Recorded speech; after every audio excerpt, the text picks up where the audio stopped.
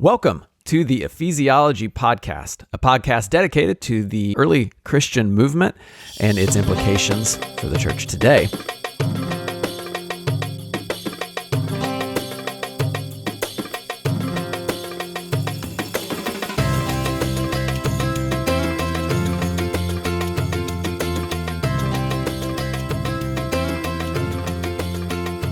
It's just me, actually.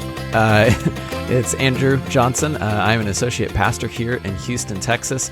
Matt Till, unfortunately, is unable to join us due to a conflict of schedule.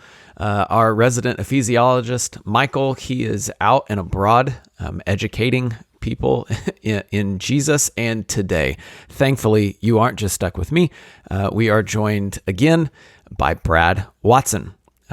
Brad is the pastor of Soma Culver City. And frankly, Brad, I don't want to tell of all the wonderful things about you.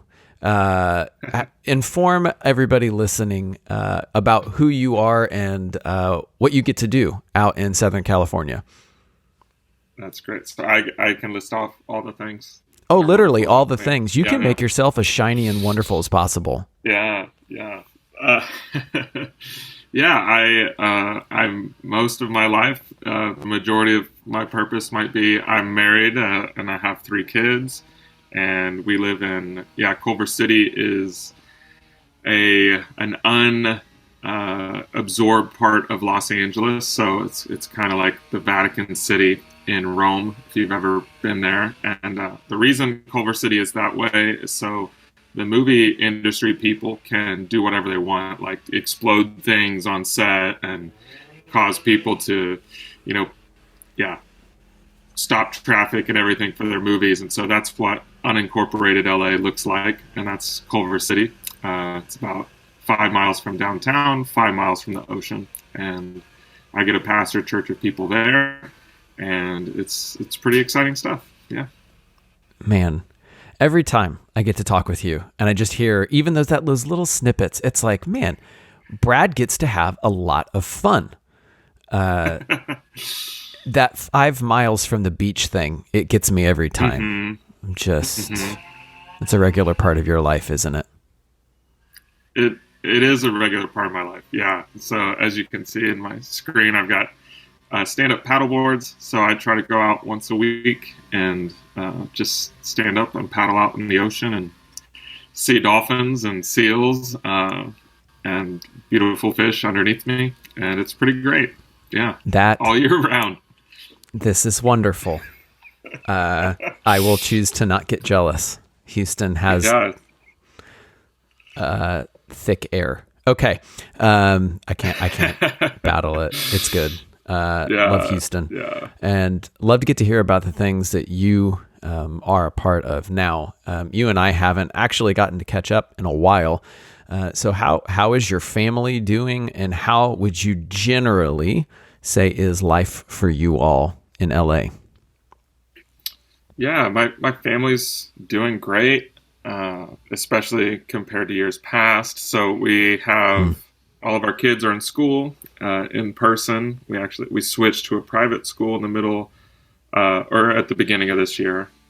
Just kind of got tired of, if you follow the news, and the public school system in Los Angeles makes a lot of national headlines, I think, around shutdowns and restarts and those sorts of things. And we're really thankful that we're able to get a good scholarship and get our kids into a school that has remained open the whole time, and small, great environment for our kids to grow and learn. And my kids get to do a lot of soccer, and we spend a lot of time on soccer fields, hanging out with other people. And my wife is amazing. She is the director for Brazil for the Bible Project. So she works for the Bible Project, those YouTube videos about the Bible. And they're pretty cool. And she oversees the entire Brazilian market, which includes the production of content and marketing and promotion. And she's pretty amazing. So she runs a lot of good stuff down there. So that's incredible. That's so fun to hear. Side note, I had a friend text me out of the blue and was just like, hey, the Bible Project guys, like Tim Mackey is starting this free online course about the Hebrew Bible, and I'm going through it. Do you want to go through it? And it was like literally last minute. And I was like, I can't do it, but here's what we're going to do. You go through it and let me ride on your coattails, and you just give me everything you've learned in Cliff Notes version, and then we'll both be edified. He laughed, and he appreciated that. So yeah. Well, Tim was my professor in seminary, and so right when I got done spending, like $50,000 getting an education and all this work, they started making these videos that are essentially the exact same thing, but in 5-minute clips. So I was like, oh, that's great. I could have just waited. And free, yeah, completely free. So, I mean, it was a little different, but not really. And now the courses and the app and everything, it's like, oh no, this is exactly my whole Hebrew Bible experience at seminary. So there you go. There was no better Bible Project plug that we could give than somebody who suffered through the Bible Project 1.0 when it was just in seminary classrooms at Western, right? At Western, yeah. That's hilarious. Well, I'm really happy to see you. I'm glad that we get to catch up, and I am really thankful that you all are doing well. Your face, for those, obviously this is a podcast, so I'm only seeing you and you're seeing me, and I don't think a whole lot of other people are going to see this, but you look rested. You look well. You don't look like you are overcome with stress or about to kind of break due to a lot of what a lot of people are dealing with is that rolling COVID stress. And that changes, like you said, like some days are good, some days are not. And society all around us goes into kind of a freak out based on levels. I did want to see just so this is more of a general question. But how do you feel the general, again, not just because newspapers or Twitter tells us something as such, like how is life on the ground in LA? We're recording this early February.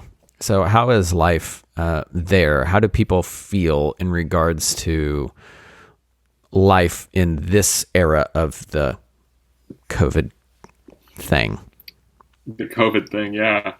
It definitely varies in parts of the city. So LA is a city without really, has multiple downtowns, multiple urban centers, and each of those places has some different cultural realities, even like complete demographic shifts. And so part of that is it's kind of like our country too. So like the people who are super progressive and liberal and like buy in and chew up and devour all of that stuff, it looks like what you hear in the news. So Culver City is one of those pockets of very, highly educated, liberal, progressive people. And so they're just like doubling, tripling down on restrictions and, and in the face of everything and shaming people for not following the rules. And it might be like communist Russia, I'm not sure, but never been there. I would say you only know your reality. I only know my reality. But it was, so there is that where it still feels a little just kind of fear, based, and people live in a ton of fear and anxiety around just getting COVID and getting a disease. And then there's other pockets, probably the vast majority of LA feels like life is normal, at least for us, a new normal where you have to put a mask on to go to the grocery store, and you do have to show your vaccine card to eat inside at a restaurant. But again, to tout LA's beauty, nobody really wants to sit inside in a restaurant anyway. The weather's too good, so it hardly becomes a problem. And a lot of times they don't even really look. You just show them their phone, and they trust that you got vaccinated. That kind of vibe. So it's nice. A lot of kind of like if you grew up in a fundamentalist, legalistic house. It's a lot like that, where there's a bunch of rules, but a bunch of ways that people get out from doing the rules, and a bunch of like, oh, it's just too tiring to follow all the rules all the time. So we're just going to kind of go around it, like, yeah, TV is wrong, but ER is educational, so let's watch ER. And Frasier is a nice guy, so let's watch Frasier. It's like you do that, like if you grew up in that kind of justifications. Like, we're not going to do cards, we're going to do dominoes. You just kind of, and none of it makes sense after a while. That's kind of where LA is, without making this a Joe Rogan podcast. But yeah, that's where we're at. Yeah. Well, hey, I mean, we're still on Spotify. We don't want to get kicked off, Brad. So. I don't want to do misinformation, but yeah. But most people are just over it, so that's just how it is. So how do you pastor, and I would kind of even more say, how do you disciple well in the midst of everybody's feelings, in the midst of all that's around you? Like, how have you seen that change in this last 2 years? Yeah, I think there's a lot that's been different, and there's a lot that we, aren't going to really feel for a long time. I've kind of gotten into a lot of World War II era history books and things around how it wasn't until the 60s that we really knew how World War II changed us as a society, how the Depression and a global war kind of transformed a generation and changed how, and even saw some of the side effects around PTSD and those sorts of things. But in the midst of it, I think it's hard to know, what will come in people's hearts. But it has changed the posture towards, I think, calling people to the vision of the kingdom, the vision of Jesus, has to be regularly reminded before we talk about what to do. So people are like the stress of figuring out life day to day, and even the stress of scheduling things and planning, and that's kind of gone away. We say a lot more like, oh, God willing, or we'll see if that really happens. And I think that's where people's hearts are at, even in their work environments, constantly. It's always changing, and what they get to do and what they get to plan. And so a lot of grace, a lot of patience for people, a lot of calling people to the greater hope that the kingdom of God is coming, is advancing, despite circumstances. That's kind of been a lot that we've pressed into, as well as just zooming back. And I think these are great times where it's just so obvious our own personal neediness, and then the neediness of our city around us. And if I might not read the Gospels correctly, but the way I read the Gospels is it seems like Jesus's exclusion is just of the people who say they don't need him. Like that's the line that he draws in the sand is, oh, you don't need this renewal, you don't need the gospel, you're all good on your own. Oh, okay, then like that's the kingdom's just for people who have incredible neediness. That's even something Wendell Berry writes, it's like he's not astonished by the sinfulness of people, he's astonished by the neediness of people in the Gospels. And I think in LA we're kind of a city that up until 2020 is not very needy, and you definitely don't show that. I mean, I think that's Kobe's death was so hard because he represented all of us. He's like, I'm not a needy person. I can accomplish anything. I can do anything. I can strive for anything. And for us as a church and for us as a city, it's just brought in like, wow, we're not all good. We're not good in all of these ways. We're really desperate and needy for someone and something to rescue us. So that's what we try to press into and encourage even. Yeah. Okay, this is tangential. I promise we'll get back to that. Actually, you said two things that I wanted to at least take note of. One, something you said actually sounded like the, I can't remember. It might be Mere Christianity or another of C.S. Lewis's books. And again, you start getting into is this theologically accurate? So don't press on it too hard. But hell is a place where the gates are locked from the inside. Yeah. Where it's kind of that, like, no, we don't need you. Like, we're good. Mm-hmm. We're where we are and where we want to be. Thank you very much. Mm-hmm. Absolutely. And so, man, that actually stings, just to think about, for the people who are, I'm air quote, I'm good. Right. Secondly, on that note that you just said, it just is too poignant to not talk about. Is Kobe's death in LA? Is it kind of like the death of a savior? Like, do people kind of talk about that and mourn him in such a way that is kind of how it feels? Yeah. So I think, I mean, I know I'm talking to a Laker fan, so that's real hard for you to be like, oh, how do non-basketball people actually process this? But right. I mean, Kobe had transcended basketball so much. Absolutely. So much. Yeah. He was kind of, it's really odd. Like, even weeks after, even months, even the anniversary of his death was just a few weeks ago, and people were still walking around saying, I just feel like he's gonna just appear, and he's just gonna be here again. Like, that kind of transcendent hope. I mean, like wow. A resurrection from the dead. And it's just really, it is really fascinating. I think he, the elements of Jesus that he embodied for people's idolatry.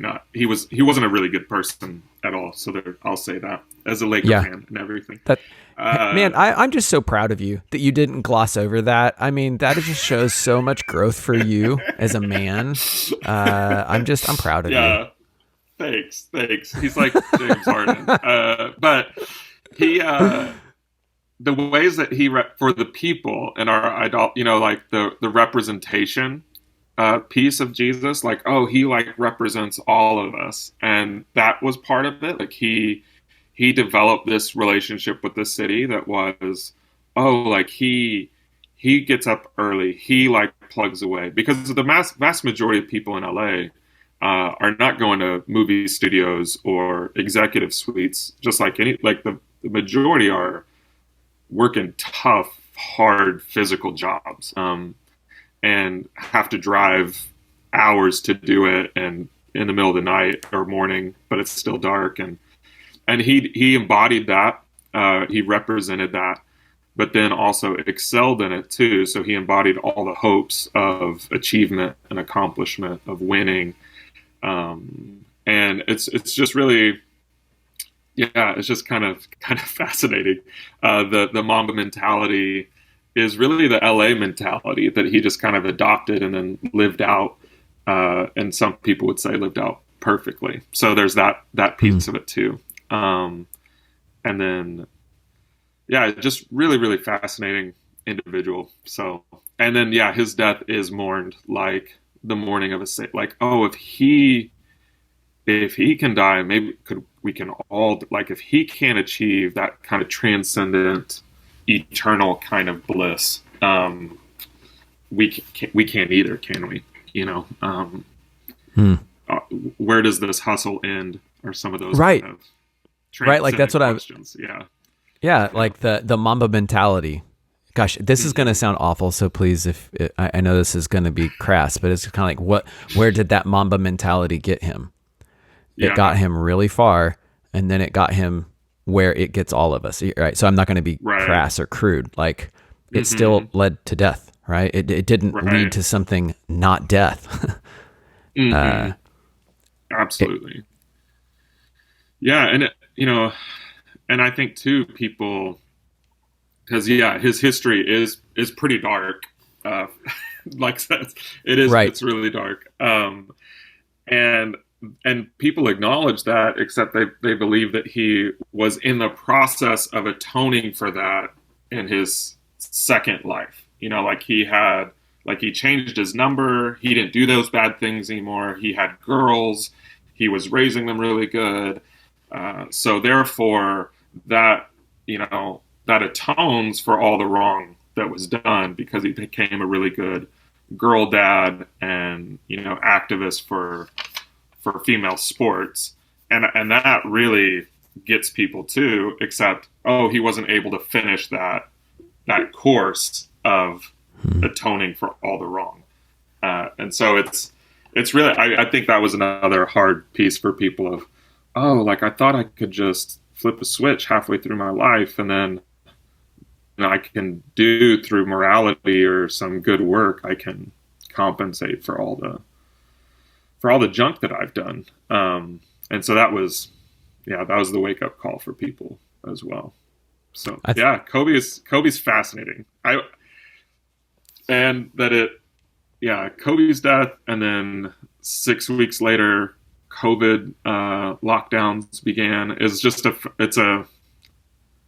a very interesting marker for people. I guess I'll just say it that way. Yeah, man, it's fascinating the way that you were describing that Kobe trying to atone for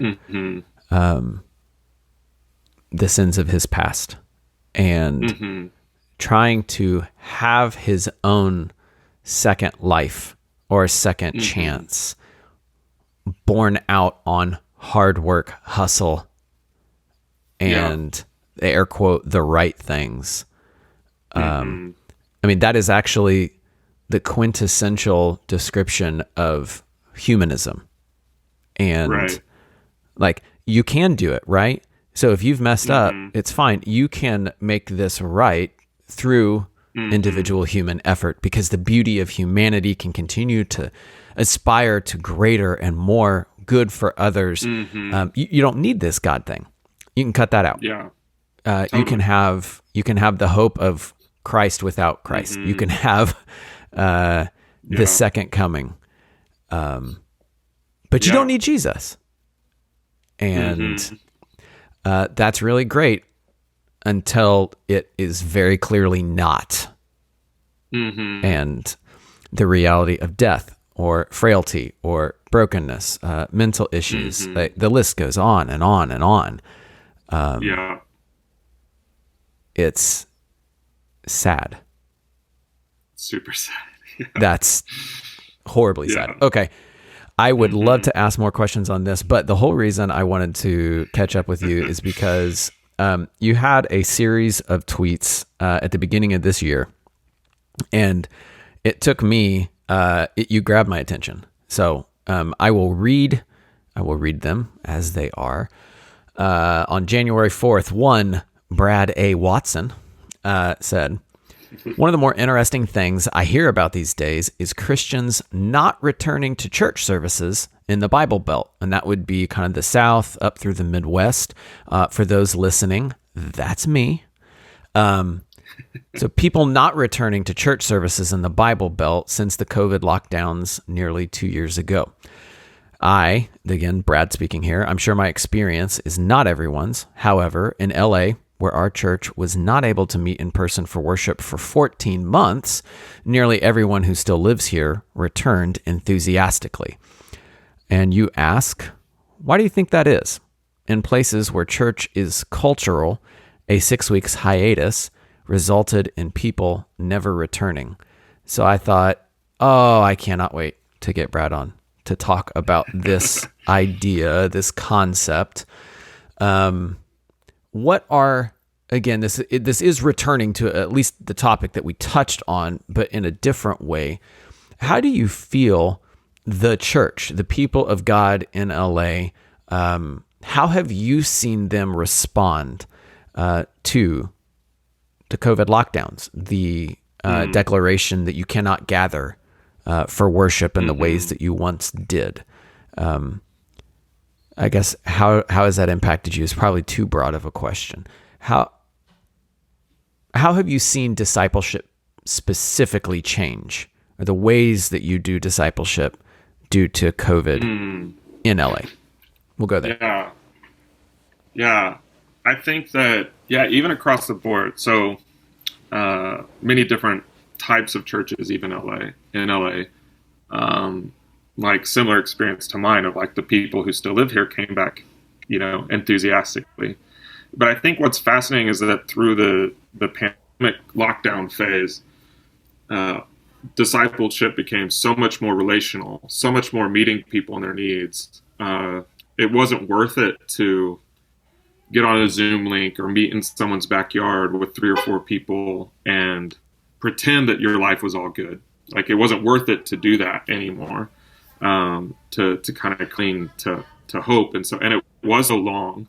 And I've even heard this from people in Tokyo and Japan, like, very similar thing of it created an earnestness towards Christian community, to live, to focus, to press into the relationships with other people. Even as one of the things that it caused, the rules where we had to get in smaller pods, like smaller groups of people.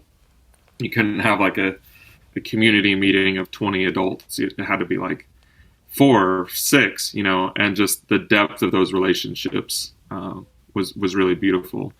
But then also, I think there was throughout it just this deep longing more and more for a unified church in a place, in a moment. And so that just kind of grew throughout the pandemic as well, with tons of hard things. But then as, process, people's marriages being just stuck together, and then a Christian community around them being like, no, you can't just bail on this marriage or whatnot. And I would say too, like a pretty important caveat even to my tweets of those who still live here, is an important exactly thing. So yeah, there were plenty, and this is like, we had like 40% of our church like moved away, and that's a pretty common number around Christian churches in the city, and a lot. Did they all move to Texas? I mean, are they all with me now? Texas. They're all in Texas or Colorado or Tennessee, Arizona. A lot was for like political, like they listened to, Ben Shapiro's podcast or whatever and decided, we got to get out of this state because it's so bad. And then did they actually say God forsaken? I mean, I think that's like the accurate thing, God depending on what your podcast input said. You started applying God things forsaken. Like that. Yeah, exactly. And but a lot did just move because it's that time where you could say, it's really not worth it to spend this much money to live here if I can't really live here. And so there was a lot of, in our church, I don't know if any really moved for political reasons. A lot was just, here's a new job opportunity, my kids can go to school, it's a better life out there kind of thing. Yeah. Mm-hmm. And our city's transient anyway. So I think in a normal cycle of years, you would have people move for career reasons and other people come into the church over those years. And didn't which is, that. Yeah. Right. That's a little different when you have a door and a location that's open and people who pop into a city and they're like, they go online. I mean, this is literally how we get people. Mm-hmm. A ton of people is they're going on the interwebs. They're saying church near me, enter, right? And then we pop up and I mean, there are literally people at our church that are like, well, you are the closest church and I can walk there. So that's why I'm at your church and I found you online. It's not a bad thing, but when you have a non-traditional, I would say historically traditional gathering, right? That it's changed. I'd say maybe more modernly traditional church gathering space that is different. That actually is my question for you. Like the way that you were describing some of that really intense, healthy discipleship, be creative, gather with smaller and smaller groups. It almost also sounds like the downside of that could be the old Sunday school model that churches tried to move away from, where it was us four and no more. This is our tight-knit community and we don't have room for anybody else. How would you say that your church, and then I would say the church in LA, obviously, you don't run all of the church in LA.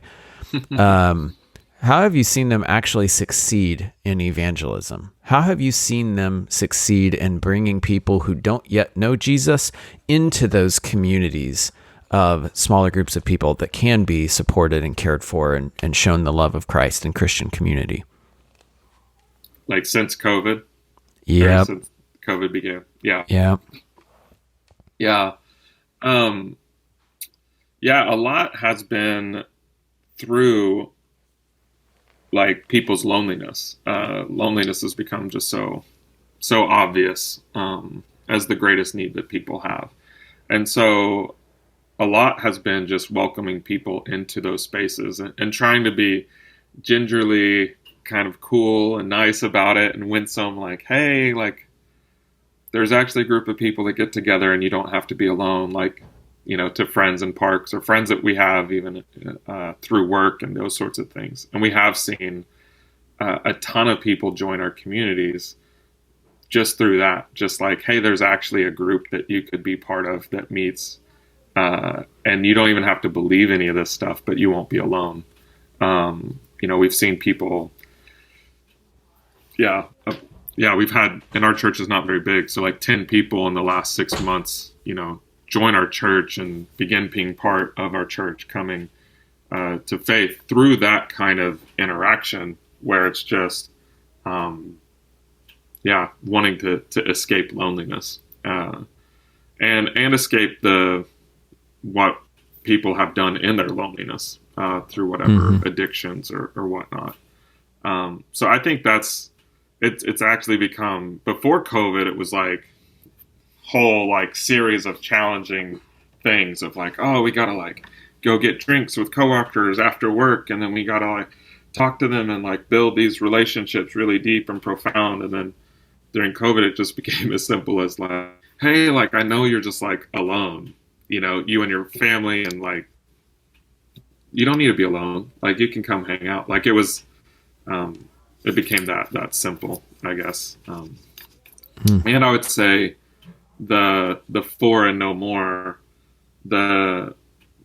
we have spent a ton of time talking about the mission of God that we get to participate in, for even going back to the fall of 2020, because we knew that would be a thing of like, oh, we're just going to huddle up together and survive. Right.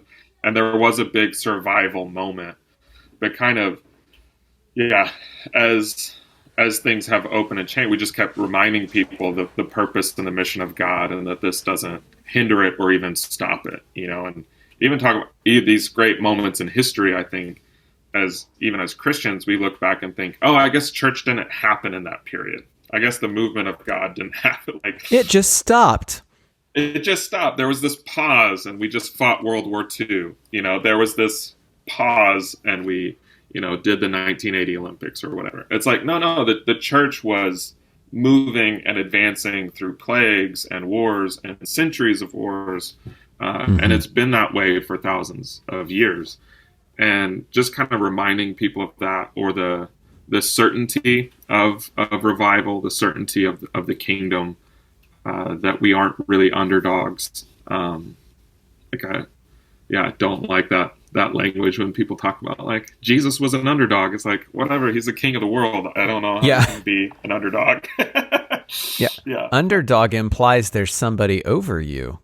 And right, that's better and stronger and mightier. Yeah. And so we really pressed into that. And at the same time, because of people's COVID consciousness, you know, try to remind people of, hey, like you have siblings and parents that don't believe. Like you can just, it doesn't matter where they live. It doesn't, you can just call and begin developing those kinds of relationships and bringing the gospel to bear on their daily lives, in the midst of a chaotic crisis world. So that's a lot. How then, through all that you just so wonderfully and aptly described, which is so encouraging, by the way. I mean, you know, we as leaders are like, how can we talk to people about the mission of God in such a way where they're going to actually tangibly see it? So it's not like this thing that we're like, no, guys, there's this thing and you can't see it. And so I need you to kind of have a suspended belief.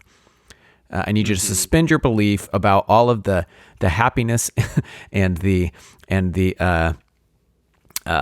structures of your life that allow you to forget the mission of God. And I need you to pause on all that, and I need you to put the mission of God on over top of it, and now look at your life. And we keep trying to figure out ways to present that to people, and God says, I have one. It'll be COVID. Not that God was, sending it down to smite all of us, but more along the lines of he is in his graciousness working through the situations that we find ourselves in to point us back to him, to draw us back into the mission that he has called us to. How do you feel a coastal Christianity that isn't as cultural as, say, that Bible Belt's is? What benefits and what challenges have you seen to that coastal Christianity during the COVID era? Yeah, I think the benefits are, the people that are part of your church want to be part of your church, and there's no reason for them to be there except for they believe, they want to believe, they want to grow in belief. There's no other, and that's an easy group of people to lead and shepherd. I think.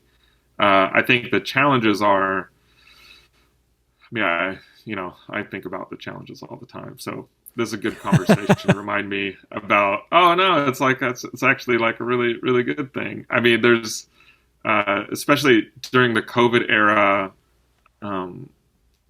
all the state rules and county rules for being able to do church organizational things is all dependent on you owning a building. And so during COVID, and public parks were off, like you couldn't find a place to meet. No churches could, because we don't have big buildings or whatnot, or even small buildings. It's like everyone was desperate for any kind of building at all. I think that kind of infrastructure stuff that you get in the cultural Christian South or Midwest those are nice perks. And I think in coastal, churches, we didn't have big budgets before, and now it's like, oh, that was a big squeeze. And yeah. No budgets now. Exactly. And so, which I know that's, really when I talk to people in the Midwest and the South, that's really what they're talking about is we don't know how to maintain our church because we don't have people giving to us anymore, because people haven't come back since May 2020. And I think so I guess we're all in the same boat there during COVID, but there are times where I look across and it's like, oh, if I was in Oklahoma, I'd probably have an office, not a garage, yeah, that'd be so it's all perks that affect me that I get sick about. Yeah. Right. Well, I'll say, just so that I'm not constantly grilling you with all the questions that flit across my mind. For somebody who is in the Bible Belt, we in Houston, I would say our church is close to back where we were pre-pandemic, as far as Sunday morning attendance can be gauged, right? Yeah. And the involvement of people in our groups is actually higher right now than it was. And since then, actually, I don't know if it's COVID related, we have, what do you guys call your like 1 to 2 other people with you type groups? We call them DNA groups. Yeah. Okay. Yeah. So, that's right. I should have known that for y'all. So we call ours mentor groups. But for whatever the term is, like those have steadily risen, like risen and multiplied. Where people are both finding life and an encouragement to grow in Christ in those places. I think your comment, I will just nod my head furiously. The people who were in are still in, are very in. The number of people who are on the fringes, popping in occasionally, they're popping in less occasionally. And we don't have our own building per se, right? We rent space from a recovery center, honestly. That's where we rent space from. And so, we had a few months of hiatus where we couldn't meet in that space because as a recovery center, they actually were pretty keen on following all regulations and making sure that they weren't responsible for getting people sick. So ours was quite a few months. But once we were able to start gathering in that space again, it took a while for people to come back. But I don't know. I think we maybe we are unique in the Bible Belt. But for the most part, most of our people are back. And some of the people that didn't come back are, like you said, actually, yes, people don't just come to us in Texas. They also leave us. We are not just the bucket that collects. So we've had people move away. But for the most part, people are back. And I will say, while people have absolutely, and maybe this is, again, just my church context, I think people have desperately wanted the gathering of together again, right? They want to be in community. They understand now, oh man, this can just go at any moment. And they want to drink in that time together.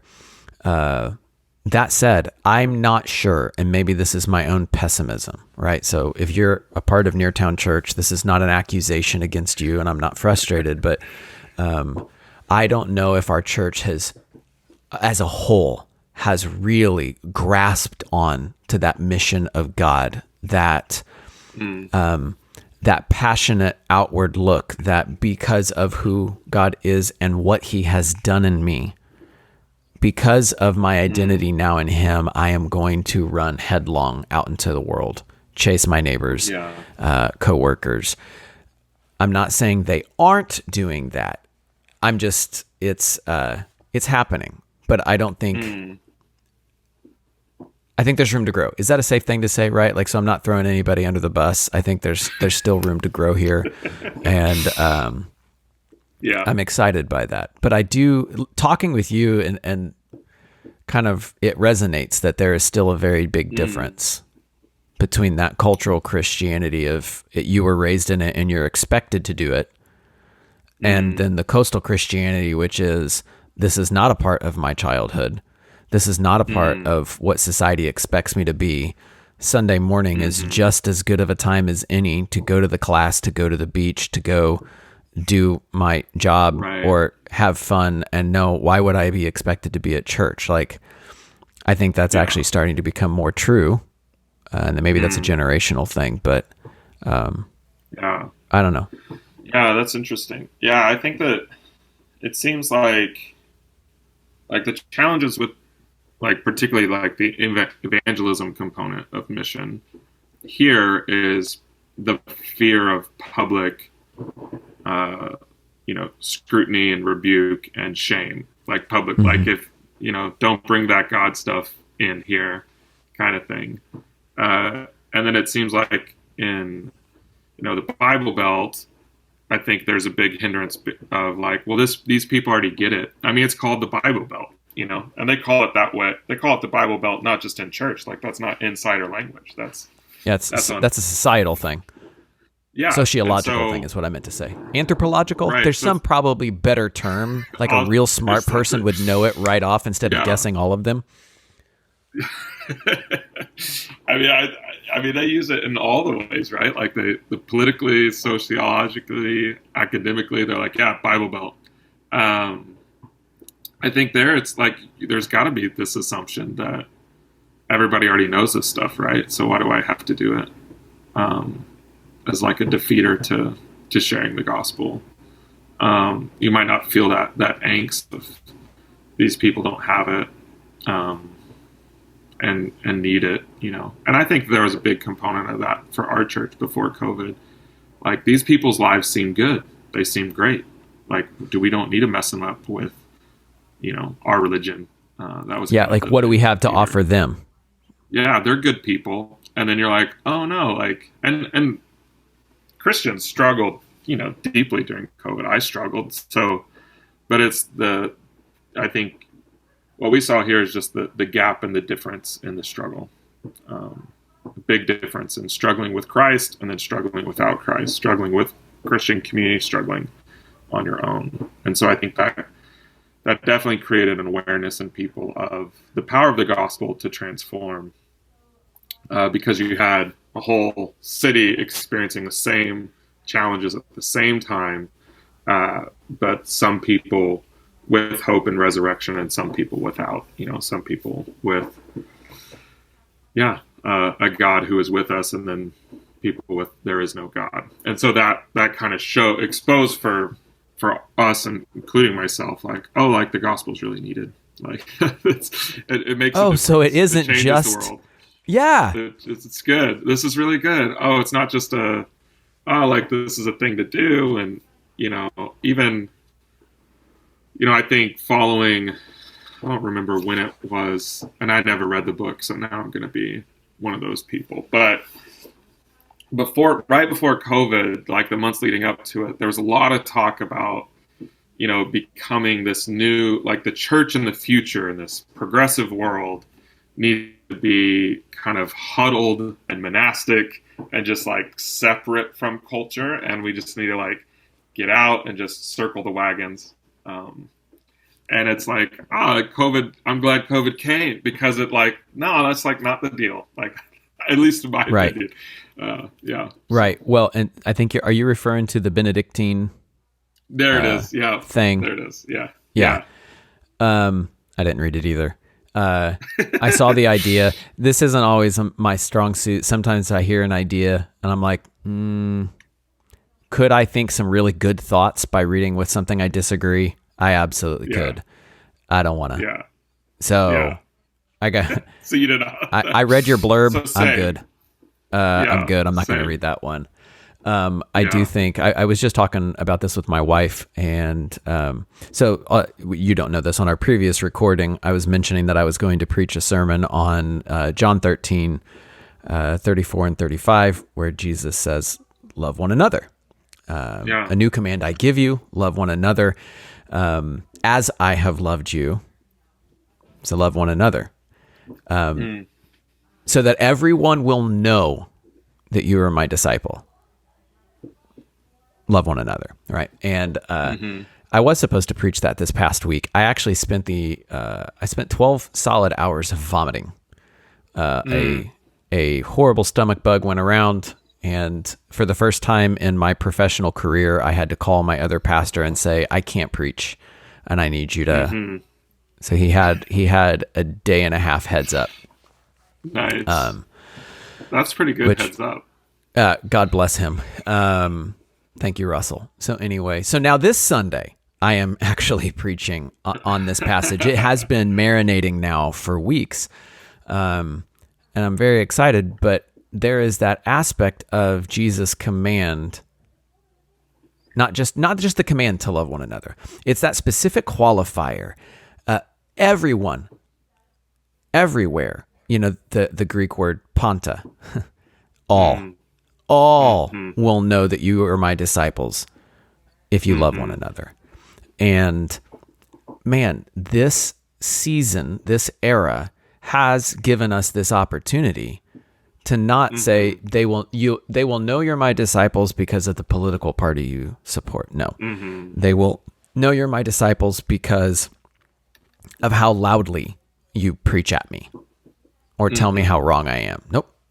They will know that you are a Christian, that you follow me because you love the other people in this church, my people, because of your overwhelming love for me.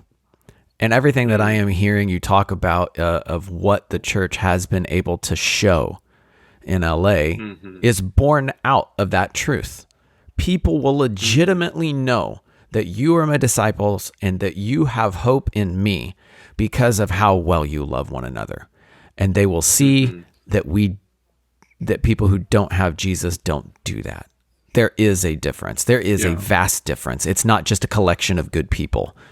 It's not about morals. It is truly a change from the inside out because we are rooted in him. It's born out in how well we love one another. And it's not done, right? Like that call is not done. We don't get to say checkbox. We've done that, Right. We're good. Now we can go back to yelling at other people and telling them they're wrong. We have a chance still. The mission of God moves forward. And one of the best ways that we can do that is loving one another.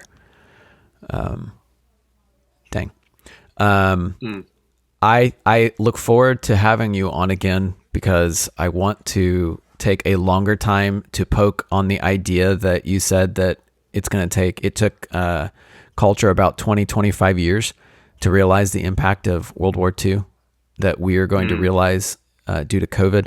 How long is it going to take? Because I have in it a thought from Chuck Klosterman on his new book, The 90s, which I hope to get and read soon, that he essentially, his idea was that the 90s are our last decade and that it's going to be the last 10-year mark where society is going to continue to shape and move and change so quickly that 10 years is going to be able to be truncated into 8 and then to 5 and that things are going to keep changing so fast. So then the question that we will ponder the next time we gather is, will we begin to see the effects of COVID quicker as far as generationally speaking, societally speaking, and how will the church respond to that? So that's just fodder for us to chew on. So we'll come back to that. So Brad, thank you for being our guest today. I am so excited that you were able to just sit and chat with me. And if anybody wants to get at you or tweet you or anything, where can they reach you? Yeah, Twitter, Brad A. Watson is my handle, and that's probably the easiest way. And from there, there's links that you can find my websites and stuff like that. That's fantastic. Well, Brad, again, thank you very much for talking through some of these things. And to you, our listeners, thank you for tuning in and listening to this conversation. Certainly hope it has been a blessing and an encouragement, and more so, a bit of a kick in the pants to get involved even more so in God's mission where he has put you. So if you would like to continue to utilize the resources that Ephesiology has, go back. First of all, rate this podcast as 5 stars, as way more people are listening to podcasts these days. Let them know that you found some value here. Go back, listen to some of our back catalog, or go online at ephesiology.com. Join us in the conversations that we have there on Facebook, Instagram, Twitter.